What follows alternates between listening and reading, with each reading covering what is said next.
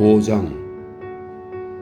널찍한 흙간 한켠에는 햇근초가 높게 쌓여 있었고 근초 더미 위에는 깔꼬리가 4개 달린 쇠스랑이 도르래에 매달려 있었다. 근초 더미는 마치 산 등성이처럼 흙간의 한쪽 끝까지 경사를 이루며 쌓여 있었고 획곡식들을 쌓아두기 위해 비워놓은 편편한 곳도 있었다.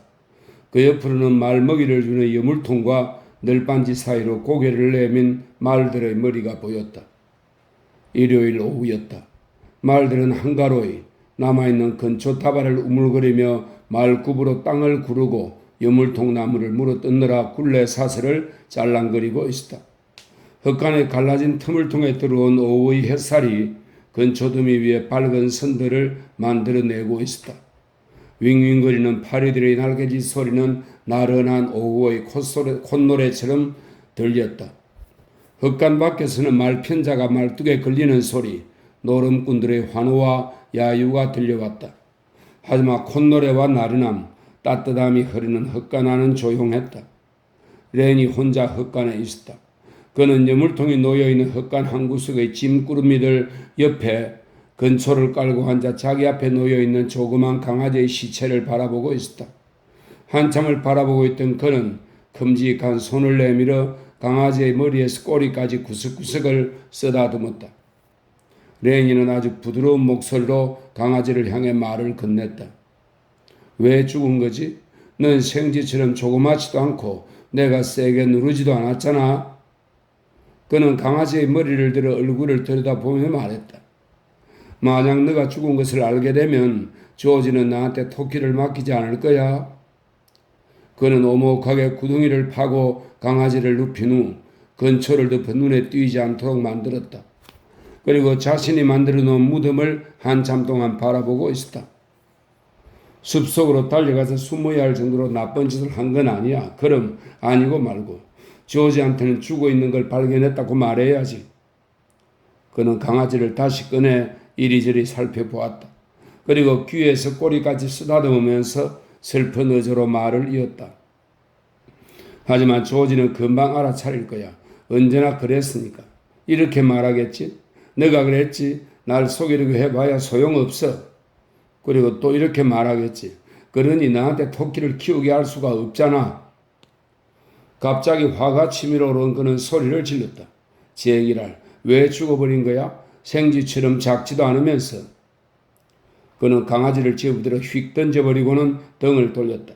그리고 제자리에 꿇어앉아 나직하게 중얼거렸다. 나는 이제 토끼를 기르지 못하게 될 거야. 나한테 그 일을 맡기지 않을 거야. 슬픔에 쌓인 그는 몸을 앞뒤로 흔들어댔다.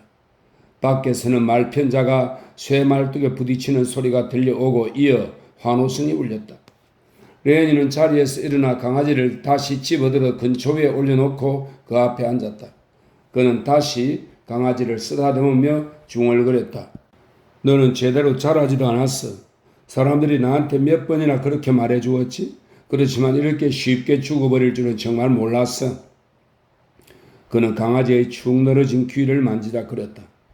어쩌면 조지는 크게 신경 쓰지 않을지도 몰라. 이렇게 사소한 일에 대해 조지는 관심도 없을 거야. 클리의 아내가 외양간의 맨 끝칸에서 걸어 나오고 있었다. 아주 조심스럽게 다가왔기 때문에 레니는 그녀가 다가오는 것을 알아차리지 못했다. 그녀는 화려한 면 드레스를 입고 빨간색 타조 깃털 장식이 달린 슬리퍼를 신고 있었다. 얼굴에는 화장을 하고 조그만 소시지 모양으로 둥글게 말아놓은 머리카락은 단정했다. 레니가 그녀를 발견했을 때 그녀는 이미 아주 가까이 다가와 있었다. 당황한 레니는 허겁지겁 근초를 집어 강아지를 덮었다. 기분이 언짢아진 그는 여자를 올려다 보았다. 이봐 꼬마야, 거기서 뭘 하고 있어? 레니는 여자를 쏘아보며 말했다. 조지가 당신과는 아무 짓도 하지 말라고 그랬어. 이야기도 해서는 안 된다고 했다고. 여자가 웃었다. 조지가 뭐든지 다 명령하나 보지? 레니는 근초를 내려다 보았다. 당신과 이야기를 하거나 하면 토끼를 키우지 못하게 할 거라고 했어. 여자는 아주 조용하게 말했다. 그 사람은 클리를 화나게 할까봐 두려워서 그러는 거야. 하지만 클리는 지금 팔에 붕대를 하고 다니잖아. 그리고 만약 클리가 대들면 그때 나머지 손까지 으스러뜨리면 되지 뭐. 클리의 손이 기계에 물렸다는 따위의 말로 나를 속이지는 않겠지. 그러나 레니는 그녀의 꾀임에 말려들지 않았다. 싫어. 당신과는 이야기도 안 하고 아무 짓도 안 할 거야. 여자는 레니 옆의 근처 더미에 무릎을 꿇고 앉으며 말했다. 잘 들어. 다른 사람들은 모두 말편자 던지기 놀이를 하고 있거든. 이제 겨우 내시니까 아무도 그 게임을 그만두지는 않을 거야. 왜 나랑 이야기를 하면 안 되는 거지? 난 이야기 상대가 아무도 없어. 그래서 무지무지 외롭다고. 당신과는 이야기든 뭐든 아무것도 안 할 거야. 난 외로워. 너는 다른 사람들과 이야기할 수 있지만 나는 클리하고만 이야기를 해야 해. 만약 그렇게 하지 않으면 그 사람은 돌아버리거든. 만약 너가 다른 사람들하고는 이야기도 할 수 없게 된다면 어떻겠어? 그래도 난 당신하고는 이야기하지 않을 거야. 조지는 내가 말썽을 일으킬까봐 걱정을 하거든. 여자가 화제를 돌렸다. 거기에다 뭘 감춰둔 거야?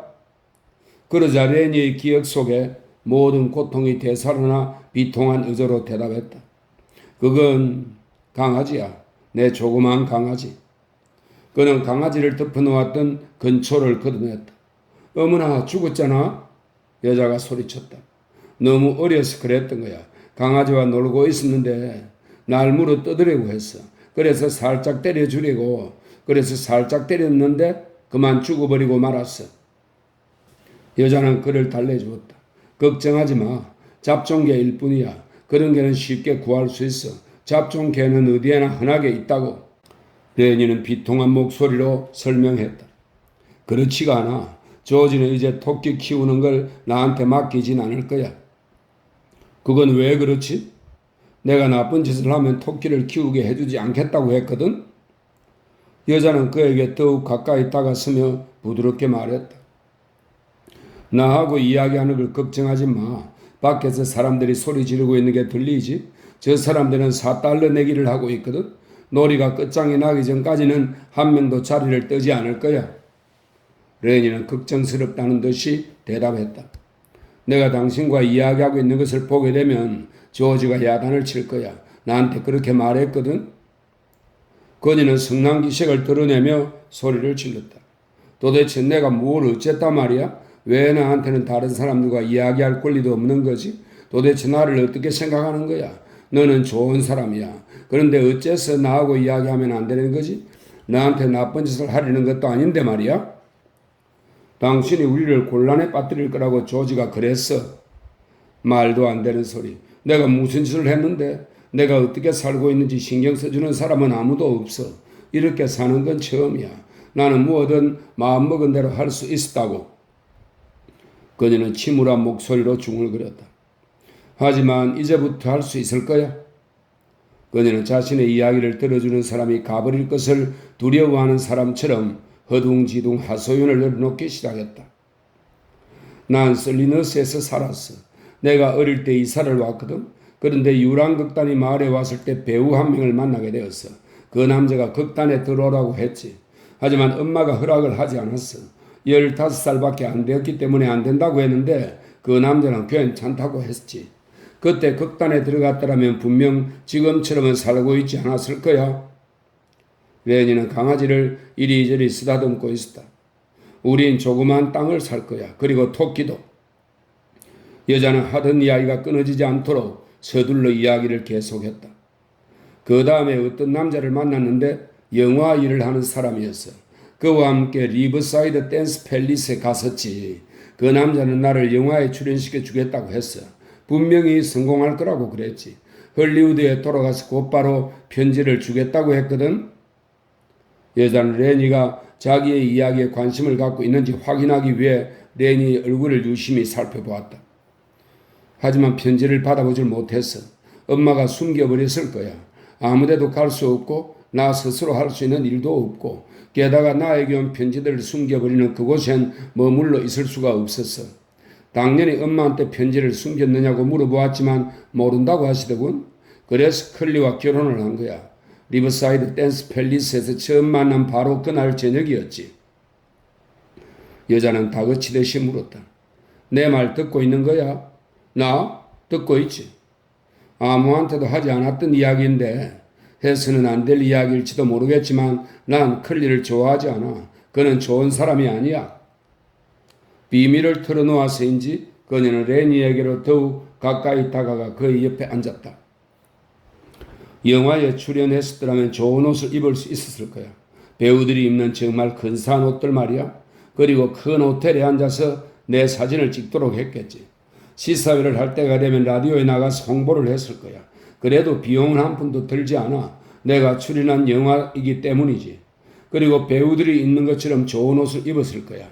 그 남자는 내가 꼭 성공할 거라고 했거든. 그녀는 레니를 올려다보며 자신이 연기를 잘할 수 있다는 것을 보여주려는 듯 손과 팔로 그럴듯한 제스처를 해 보였다. 손목을 뻗으며 손가락들을 가지런히 늘어뜨렸는데 그 중에서도 새끼손가락을 유난히 앞으로 내밀었다. 레니는 깊은 한숨을 내쉬었다. 밖에서는 말편자가 쇠말뚝에 부딪히는 소리가 나더니 이어 환성이 터져나왔다. 누군가 편자를 표적에 제대로 걸었나 보군. 해가 기울어지면서 저녁 햇살은 벽을 타고 서서히 위로 올라가더니 시런과 말머리를 비추고 있었다.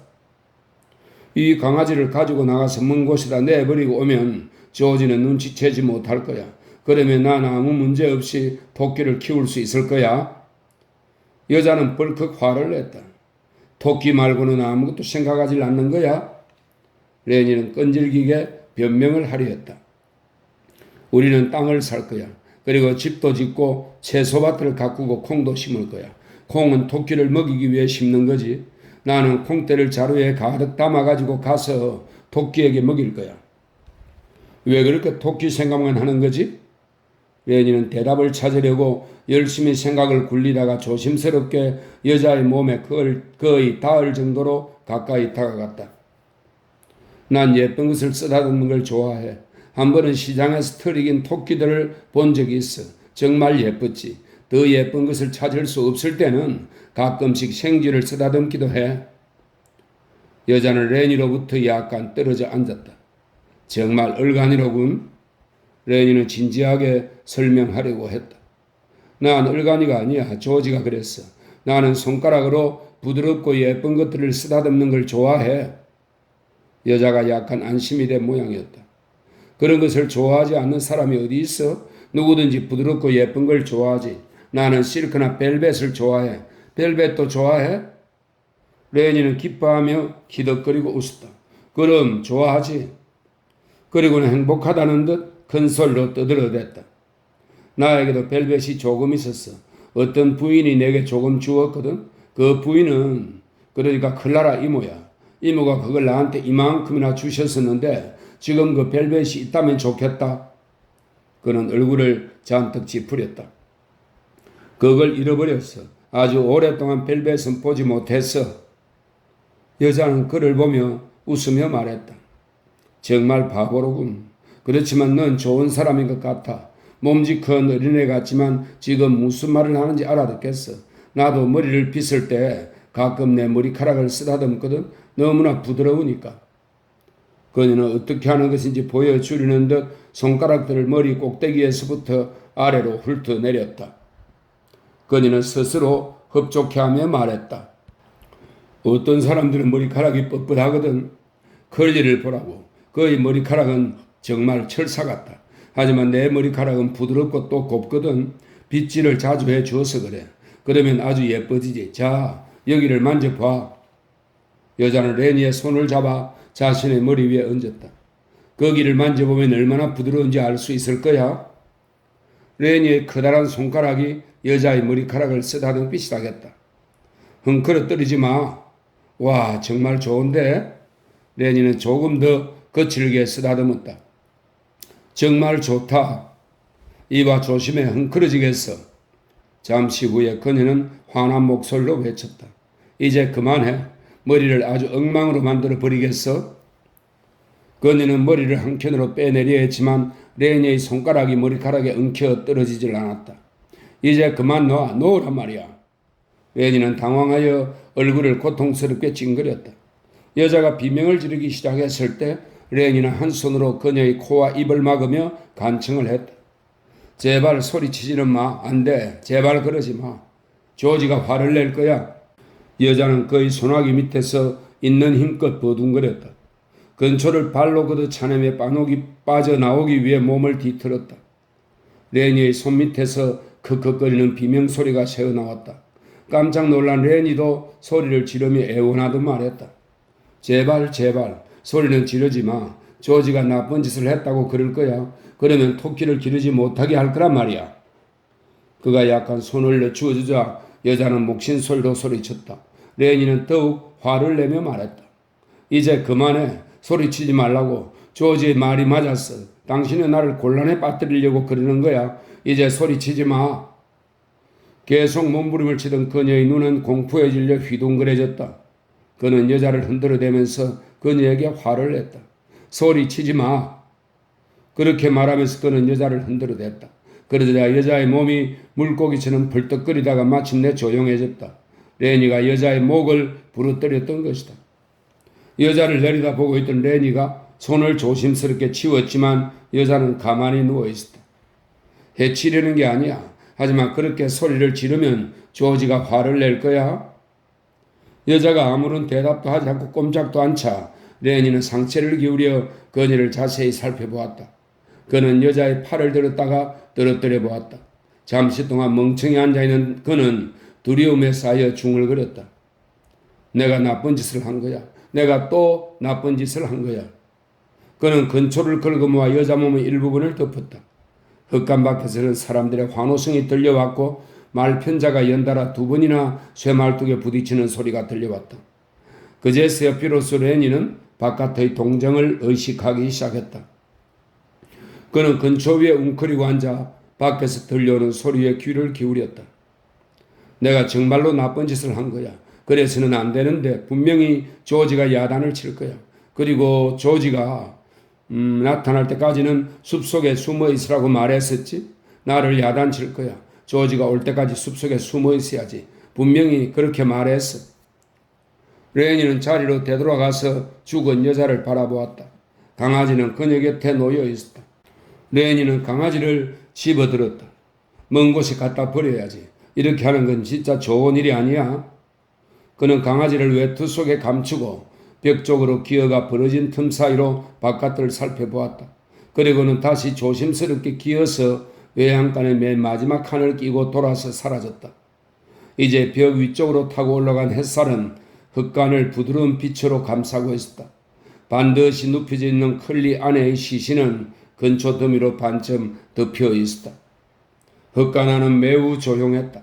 한낮의 고요가 농장 전체에 흐르고 있었다.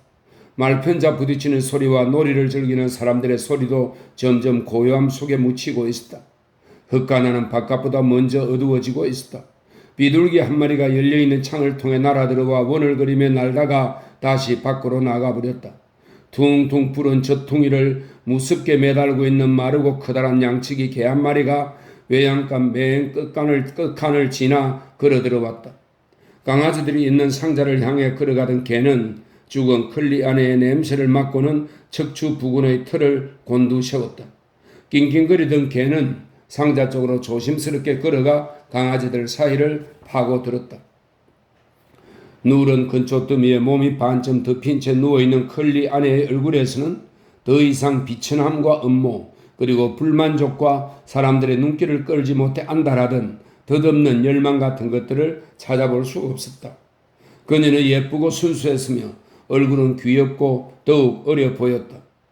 발그레한 뺨과 빨간 립스틱을 바른 입술은 그녀가 살아있는 듯이 보이도록 했고 살포시 잠들어 있는 것만 같았다. 조그만 소시지처럼 둥글게 말아놓은 머리카락이 근초 위로 흩어져 있고 입술은 조금 벌어져 있었다.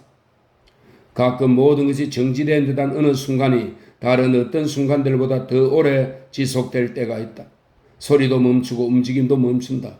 다른 어떤 순간들보다 더 오랫동안. 그런 순간이 지나자 시간은 서서히 깨어나 다시 완만하게 흐르기 시작했다. 말들이 여물통 저편에서 발길질을 하여 굴레 사슬을 짤랑거렸다. 흙간 밖에 있는 사람들의 목소리도 점점 크게 들려오면서 더욱 또렷해졌다. 외양간의 맨 끝한 부근에서 캔디 노인의 목소리가 들려왔다. 레니, 이봐 레니, 여기 있나? 다시 계산을 해보았거든. 우리가 무엇을 할 수 있는지 얘기해 줄게. 캔디 노인의 모습이 외양간 맨 끝칸에 나타났다. 어이 레니. 다시 한번 레니를 부르던 그는 발걸음을 멈추고서 제자리에 우뚝 섰다. 캔디 노인은 밋밋한 팔목을 들어 짧고 흰 수염을 비벼댔다. 여기 있는 줄은 몰랐소. 그는 클리의 아내를 향해 말했다. 그녀로부터 아무런 대답이 없자 캔디 노인은 조금 더 가까이 다가갔다. 이런 곳에서 잠을 자면 안 되는데? 그는 나무라듯이 말하며 가까이 다가섰다. 이런 맙소사. 그는 어쩔 줄을 몰라 주변을 둘러보며 수염을 비벼댔다. 잠시 후에 그는 흙간 밖으로 황급히 뛰어나갔다. 흙간에는 다시 활기가 되살아나고 있었다. 말들이 힝거리며 콧바람을 불고 발굽으로 땅을 차고는 발 아래의 근초를 뜯어씹으며 굴레 사슬을 쩔렁거렸다. 잠시 후 캔디 노인이 조지와 함께 돌아왔다. 뭘 보란 말이에요? 노인은 클리의 아내를 손가락으로 가리켰다. 조지는 그녀를 유심히 바라보다가 물었다. 저 여자는 왜 저러고 있죠? 가까이 다가섰던 그는 캔디 노인의 외침을 되풀이했다. 이런 맙소사. 그는 여자 곁에 무릎을 꿇고 앉아 여자의 심장 위에 손을 얹었다. 마침내 그가 뻣뻣한 자세로 천천히 자리에서 일어섰을 때 그의 얼굴은 나무 막대기처럼 굳어 있었고 눈에는 곤혹스러운 빛이 떠올랐다. 캔디 노인이 말했다. 어떻게 된 걸까? 조지는 차가운 눈빛으로 그를 바라보며 물었다. 혹시 마음에 집히는 일 없어요? 캔디 노인은 아무런 말이 없었다. 조지는 절망적인 목소리로 말했다. 미리 짐작하고 있었어야 했는데 어쩌면 내 탓이기도 해. 조지, 어떻게 하면 좋겠나? 오랫동안 대답을 하지 않던 조지가 마침내 입을 열었다. 아무래도 사람들에게 알려야겠어요. 그 녀석을 잡아 감방에 쳐넣어야 할 거예요. 그 녀석을 그냥 도망치도록 해서는 안 돼요. 그 불쌍한 바보놈은 굶어 죽을 거예요. 그는 스스로를 위안하려는 듯 중얼거렸다. 그 녀석을 잡아 가두는 것이 더 나은 일일 거야. 그러나 캔디 노인은 흥분된 어조로 말했다. 도망치게 해야 해. 자네가 클리를 몰라서 그러는 거야. 클리는 분명 죽도록 두들겨 패려들 거야. 조지는 캔디 노인의 입술을 쳐다보았다. 그래요. 영감님의 말이 맞아요. 클리는 분명 그렇게 할 거예요. 그리고 다른 사람들도 그렇게 할 거고요. 그는 클리의 아내를 돌아다 보았다. 그제서야 캔디 노인은 자신이 가장 걱정스러워하고 있는 것을 말했다. 조지, 자네와 나는 그 조그만 땅을 살 수 있겠지? 그곳에 가서 잘 살 수 있을 거야. 그렇지 조지? 그렇게 할 거지? 조지가 대답을 하기도 전에 캔디 노인은 고개를 떨구고 근초를 내려다 보았다. 그는 이미 알고 있었던 것이다. 조지는 부드러운 목소리로 말했다. 사실 난 처음부터 알고 있었어요. 우리들이 땅을 가질 수 없다는 사실을 말이에요. 그 친구가 워낙 그 이야기를 듣고 싶어 해서 나도 어쩌면 가능할지도 모르겠다고 생각하게 된 거죠. 그렇다면 이제 모든 것이 이렇게 끝이라는 그런 말인가? 캔디 노인은 시무룩한 목소리로 물었다. 조지는 그 물음에는 대답하지 않았다. 나는 이제 한 달 동안 일해서 $50를 벌게 되면 장례촌에 가서 하룻밤을 꼬박 세울 거예요. 아니면 노름판에 나가서 제일 마지막까지 남아 노름을 할 거예요. 그리고 나서 다시 돌아와 한 달을 일하면 또 $50를 벌 수 있겠죠? 참 좋은 친구였는데 이런 짓을 하리라고는 생각도 못했어. 조지는 여전히 클리의 아내를 바라보고 있었다. 레니가 나쁜 마음을 먹고 저지른 일은 아닐 거예요. 그 친구가 언제나 나쁜 짓을 저지르긴 하지만 악의를 갖고 그런 적은 한 번도 없어요. 그는 상체를 곧게 펴며 캔디 노인을 돌아보았다. 자, 이제 다른 사람들에게 알려야 해요. 분명 그들은 그 녀석을 잡아올 거예요. 그렇게 하지 않을 도리가 없어요. 어쩌면 그 친구를 다치게 하진 않을지도 몰라요. 그는 날카로운 목소리로 말했다. 난 레니를 건드리지 못하게 할 거예요. 영감님, 사람들은 내가 이 일과 관련이 있다고 생각할 거예요. 나는 곧바로 숙소로 돌아갈 테니까 영감님은 즉시 나가서 이 여자에 대한 것을 알리세요. 난 그녀를 보지 못한 것처럼 하겠어요. 그렇게 할 수 있겠어요? 그러면 그들도 내가 관련되어 있을 거라고는 생각하지 않을 거예요. 그렇게 하지. 그렇게 할 테니 걱정 말게. 좋아요. 그럼 잠시 후에 영감님은 바로 뛰어나가서 이제 막 그녀를 발견한 것처럼 하세요. 난 이제 그만 갈게요. 조지는 몸을 돌려 재빨리 헛간을 빠져나갔다. 그가 떠나는 것을 지켜보던 캔디 노인은 돌아서서 컬리의 아내를 맥없이 내리듯 보다가 서서히 서름과 분노가 차올라 저주하듯 중얼거리기 시작했다. 에이, 빌어먹을 환양년 같으니라고. 다 너 스스로 저지른 일이야. 그렇지? 이제 속이 후련하지? 너가 이를 엉망진창으로 만들고 있다는 거 모두 다 알고 있었어. 살아서도 해롭더니 이제 죽어서까지도 일을 망치는 더러운 계집 같으니. 캔디 노인은 코를 훌쩍거리며 떨리는 목소리로 말했다. 저 친구들을 위해 채소밭을 가꾸고 접시 닦는 일을 할 수도 있었다고. 잠시 숨을 돌린 그는 풀죽은 목소리로 똑같은 말을 되풀이했다. 서커스단이 오거나 야구 시합이 있으면 우린 구경을 가는 거야. 일 같은 건 다 내팽개치고 가는 거지. 아무한테도 허락을 받지 않아도 돼. 그리고 돼지도 기르고 닭도 기르고 겨울이 오면 조그만 난로를 피우고 비가 오면 아무 일도 하지 않고 시간을 보내는 거야. 두 눈 가득 눈물을 글썽거리던 그는 힘없이 헛간 밖으로 걸어나가면서 뭉툭하게 잘라진 팔목으로 뻣뻣한 수염을 비볐다. 놀이를 하던 곳에서 왁자지껄 들려오던 소리가 뚝 끊어졌다. 그리고 무언가를 물어보는 소리와 발자국 소리가 들리더니 사람들이 헛간 안으로 몰려들었다. 슬림과 칼슨 그리고 젊은 휘트와 클리가 들어오고 그리고 커룩스는 뒤떨어져 따라오고 있었다. 캔디 노인이 그들의 뒤를 따르고 있었으며 맨 마지막으로 조지의 모습이 보였다. 조지는 청작업복의 단추를 채우고 검은 모자를 눈썹까지 푹 눌러 쓰고 있었다. 사람들은 경주하듯 외양간의 맨 끝칸을 돌아 들어왔다. 어둠컴컴한 그곳에서 컬리의 아내를 발견한 그들은 걸음을 멈추고는 지켜보고만 있었다. 설림이 조용히 여자 옆으로 다가가 손목을 만져보았다. 그는 갸름한 손가락을 내밀어 여자의 뺨을 만져본 다음 조금 비틀어져 있는 여자의 목 밑으로 손을 밀어 넣어 목을 살펴보았다. 그가 일어섰을 때 모두들 가까이 몰려들었지만 아무도 말은 하지 않았다. 갑자기 정신을 차린 컬리가 외쳤다. 어떤 놈이 이렇게 했는지 알겠어. 그 망할 놈의 덩치큰 자식이 한 짓이야. 분명 그 자식 짓이야. 모두들 저 밖에서 말편자를 던지고 있었잖아. 그는 분노에 휩싸여 있었다. 내가 그놈을 처치하겠어. 엽총으로 쏘아버리겠어. 내 손으로 그 개자식을 죽여버릴 거야. 배때기를 쏘아버릴 거야. 자, 다들 가자고. 그가 미친 듯이 헛간 밖으로 뛰쳐나가자 칼슨도 따라 나갔다. 내 권총을 가져와야겠어. 설림은 조용히 조지에게로 얼굴을 돌렸다. 레니가 한 짓이 틀림없어. 목이 부러졌네. 레니만이 그렇게 할 수 있지. 조지는 대답 대신 천천히 고개를 끄덕였다. 모자를 이마까지 푹 눌러써서 눈은 거의 보이지 않았다.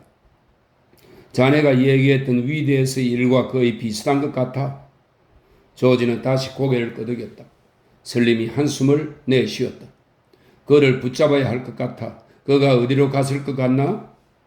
조지는 잠시 동안 대답을 하지 못했다. 그 녀석은 남쪽으로 갔을 거예요. 북쪽에서 왔으니까 남쪽으로 도망갔을 거예요. 우리들이 그 녀석을 잡아야만 해. 설림이 되풀이해서 말했다. 조지는 가까이 다가서며 말했다. 우리가 그 녀석을 잡아서 가두어 둘 수는 없을까요? 설림, 그 녀석은 바보예요. 나쁜 뜻으로 저지른 짓은 아니에요. 설림은 고개를 끄덕였다. 그렇게 할 수도 있겠지. 컬리를 잡아두면 그렇게 할 수 있을 거야. 하지만 컬리는 쏴 죽이려 들 거야. 컬리는 아직도 자기 손을 다치게 한 것 때문에 화가 나 있거든. 조지, 게다가 잡아들여서 꽁꽁 묶어 가두어 두는 것도 그다지 좋은 생각이 아니야. 그렇기는 하지요. 알고 있어요. 칼슨이 뛰어들어왔다. 그놈이 내 권총을 훔쳐갔어.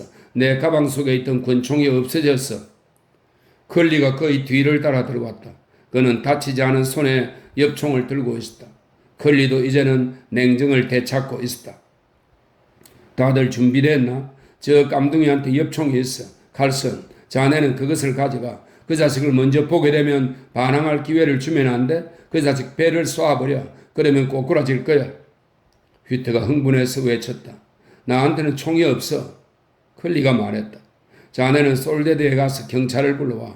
알 월츠라는 부보안관을 불러오라고. 자, 이제 가지. 그는 의심이 가득한 눈길로 조지를 쳐다보았다. 어이 친구, 자네도 함께 갈 거지? 그래, 나도 가야지. 하지만 들어봐 클리. 그 자식은 불쌍한 바보 멍청이야. 그 친구를 쏘지는 말게. 자기가 무슨 짓을 저질렀는지도 모르고 있을 거야. 그 자식을 쏘지 말라고? 클리가 소리를 질렀다. 그 자식은 칼슨의 권총을 가지고 있어. 그러니 쏴버려야 돼. 조지는 힘없이 중얼거렸다. 칼슨이 총을 잃어버린 것인지도 모르잖아. 오늘 아침에도 있었어. 그놈이 가져간 것이 확실해. 슬림은 클리의 아내를 내려다보며 서 있다가 말을 꺼냈다. 클리, 자네는 부인 옆에 남아있는 게 좋을 것 같아. 클리의 얼굴이 벌개졌다. 난 갈 거야. 한 손밖에 쓰질 못하지만 내 손으로 그놈의 배에 구멍을 내 죽어야 말겠어. 슬림은 캔디 노인에게로 고개를 돌렸다. 그러면 영감님이 여기 남아있어요. 나머지 사람들은 이제 갑시다. 그들은 몰려나갔다. 조지는 캔디 노인 옆에 잠깐 발을 멈추었다. 두 사람은 죽은 여자를 내려다 보았다. 클리가 소리쳤다. 이봐 조지, 넌 우리들과 함께 가야 해. 안 그러면 이 일과 관련이 있다고 의심할 수밖에 없어.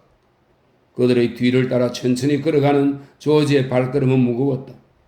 일행들이 사라지자 캔디 노인은 근처 더미 속에 웅크리고 앉아 클리 아내의 얼굴을 들여다보며 나지막히 중얼거렸다. 불쌍한 계집. 사람들의 발자국 소리가 점점 멀어져 갔다. 흙가는 서서히 어두워지고 있었다. 외양간의 말들이 말굽을 차며 굴레 사슬을 찔렁거렸다.